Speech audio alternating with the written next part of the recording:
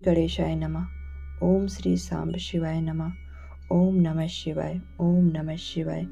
महर्षि वेद व्यास वर्णित श्री शिव महापुराण प्रथम खंड पूर्वार्ध का पाठ करेंगे। इस प्रथम खंड पूर्वार्ध में क्रमशः विद्वेषण संहिता, रुद्र संहिता, सृष्टि खंड, सती खंड, पार्वती खंड, कुमार खंड और युद्ध खंड है। हम एक एक करके सारे खंडों का पाठ करेंगे।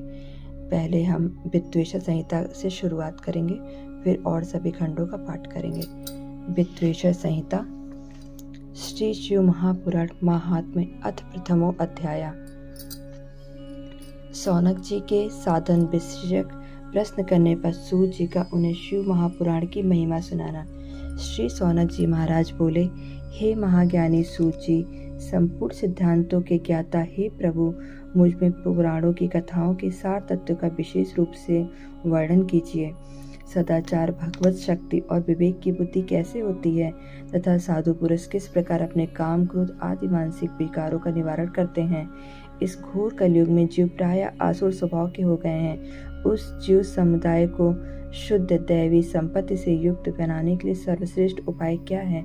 आप इस समय मुझे ऐसा कोई शाश्वत साधन बताइए जो कल्याणकारी वस्तुओं में भी सबसे उत्कृष्ट एवं परम मंगलकारी हो तथा पवित्र करने वाले उपायों में भी सर्वोत्तम पवित्रकारक उपाय हो।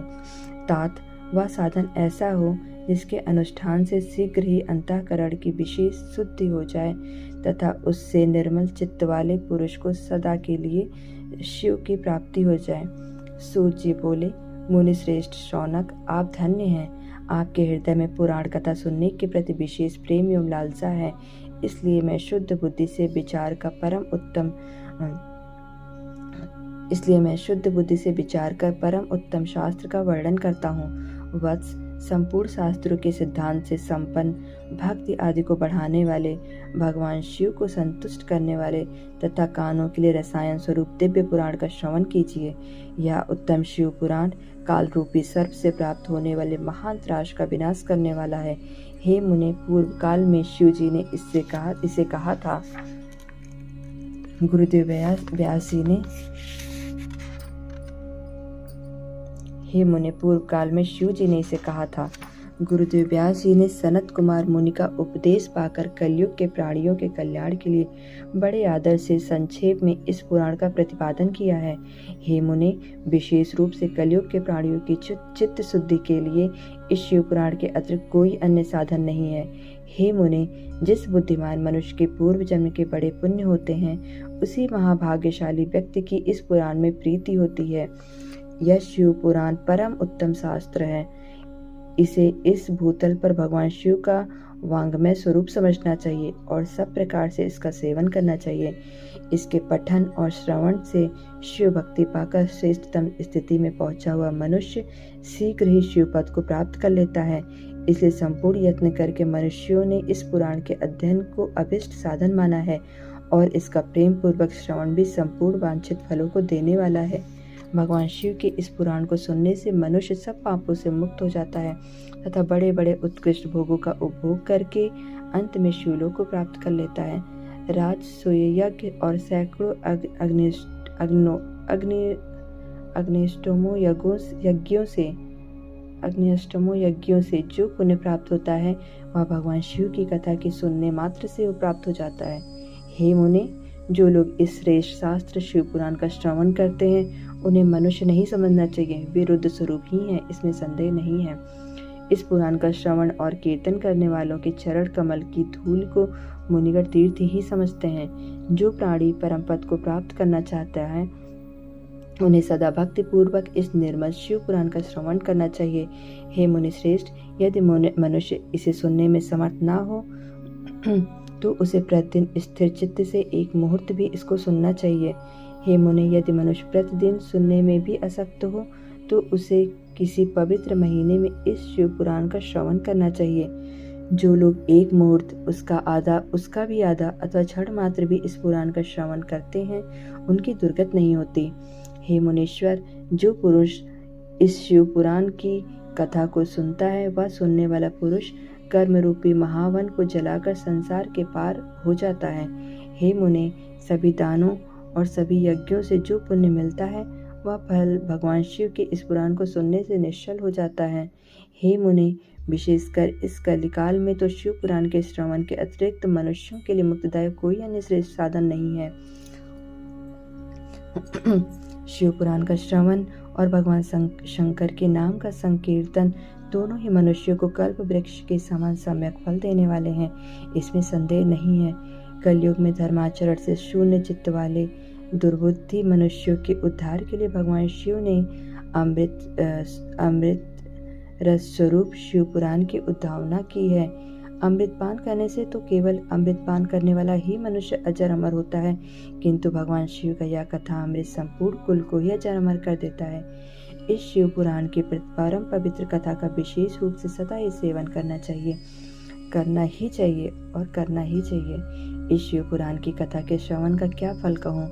इसके श्रवण मात्र से भगवान सदा शिव उस प्राणी के हृदय में विराजमान हो जाते हैं। यह शिव पुराण नामक ग्रंथ 24,000 श्लोकों से युक्त है। इसमें 7 संहिताएं हैं। मनुष्य को चाहिए कि वह भक्ति, ज्ञान और वैराग्य से भली भांति संपन्न हो, बड़े आदर से इसका श्रवण करें।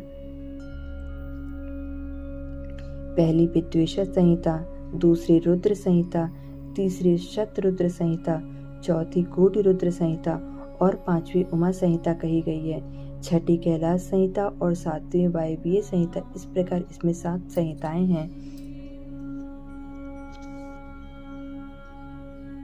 7 संहिताओं से युक्त यह दिव्य शिव पुराण परब्रह्म परमात्मा के समान विराजमान है और सबसे उत्कृष्ट गति प्रदान करने वाला है। जो मनुष्य 7 संहिताओं वाले इस शिव पुराण को आदर पूर्वक पूरा पढ़ता है वह जीवन मुक्त कहा जाता है।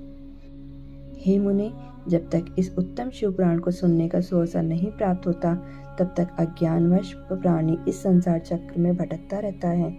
भ्रमित कर देने वाले अनेक शास्त्रों और पुराणों के श्रवण से क्या लाभ है, जबकि एक शिव पुराण ही मुक्ति प्रदान करने के लिए गर्जन कर रहा है।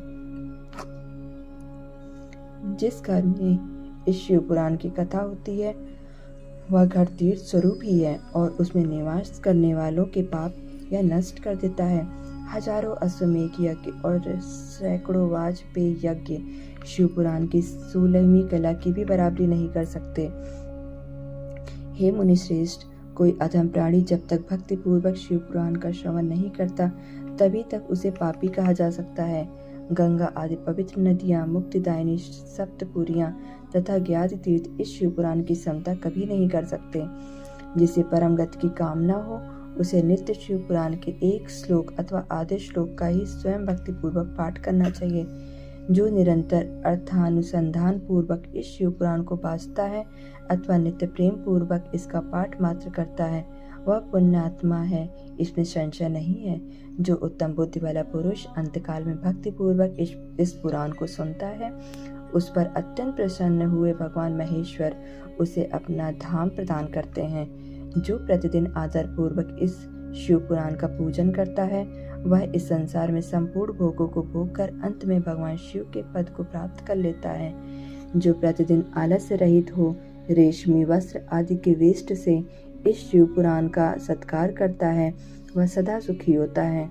यह शिव पुराण निर्मल तथा क्षयों का सर्वस्व है। इहलोक और परलोक में सुख चाहने वाले को आदर के साथ प्रयत्न पूर्वक इसका सेवन करना चाहिए। यह निर्मल एवं उत्तम शिव पुराण धर्म, अर्थ, काम और मोक्ष रूप चारों पुरुषार्थों को देने वाला है। अतः सदा प्रेम पूर्वक इसका श्रवण एवं विशेष रूप से पाठ करना चाहिए। वेद, इतिहास तथा अन्य शास्त्रों में यह शिव पुराण विशेष कल्याणकारी है। ऐसा मुमुक्षु जनों को समझना चाहिए। यह शिव पुराण आत्मतत्वज्ञों के लिए सदा सेवनीय है, सत्पुरुषों के लिए पूजनीय है, तीनों प्रकार के तापों का समन करने वाला है, सुख प्रदान करने वाला तथा ब्रह्मा, विष्णु, महेश आदि देवताओं को प्राणों के समान प्रिय है। ऐसे शिव पुराण को मैं प्रसन्न चित्त से सदा वंदन करता हूँ। भगवान शंकर मुझ पर प्रसन्न हों और अपने चरण कमलों की भक्ति मुझे प्रदान करें।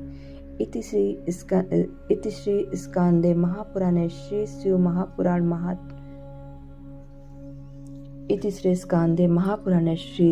शिव पुराण महात्म्य तन महिमवर्णनम नाम प्रथमो अध्याय। इस प्रकार श्री स्कंद महापुराण के अंतर्गत श्री शिव पुराण महात्म्य में उसकी महिमा का वर्णन नामक पहला अध्याय पूर्ण हुआ।